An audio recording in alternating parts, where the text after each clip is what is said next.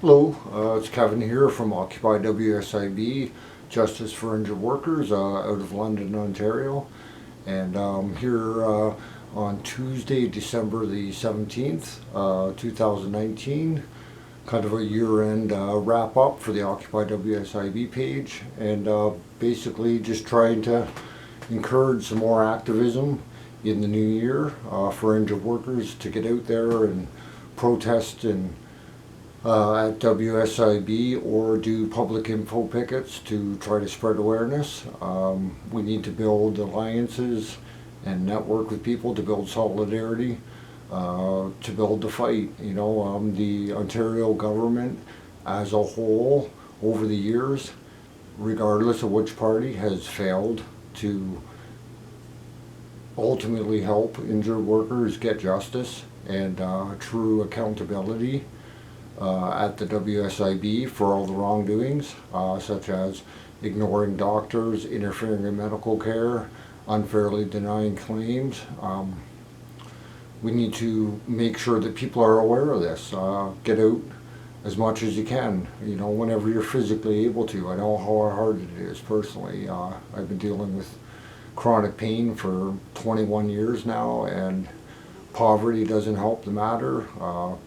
Isolation due to the chronic pain. You know, I spend like 90% of my time in isolation at home, just managing pain, trying to live a life, you know, trying to sleep, eat properly, do the small things around my house, like, you know, even showering and stuff every day. So for me, activism is like therapy, you know, mentally, emotionally. Sure, it may physically hurt, but it hurts me just to be at home. You know, it hurts me to sleep. It hurts me to lay down. I have chronic pain in my neck, shoulders, and upper back. So for me, a lot of times it's easier for me to go out into a public place like Victoria Park in London, Ontario, and do info pickets, because I can stand. I can easily not even wear a sign around my neck, you know, just go out with this shirt on and talk to people, talk to the public. I find I just talk to anybody, really, anybody that comes up to me, anybody that looks at our signs out there. You know, you just have to be civil and just talk to people, you know, don't get angry and hoot and holler and yell. People don't want to hear that. People want to hear us explaining our stories, you know, they want to feel or see the emotional side of how it affects individuals and injured workers, their families, friends even, you know.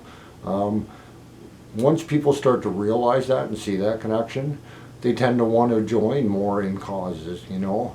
Show solidarity in different labor events, different other fights and causes, because that's what it's about, you know. It's about fighting for rights for everybody, not just our cause or your cause or whatever. We need to continually fight to uphold standards of labor and workplace safety, health and safety. You know, all this stuff is being pushed aside for what corporate profits, and injured workers, disabled workers end up suffering. You know, their families suffer.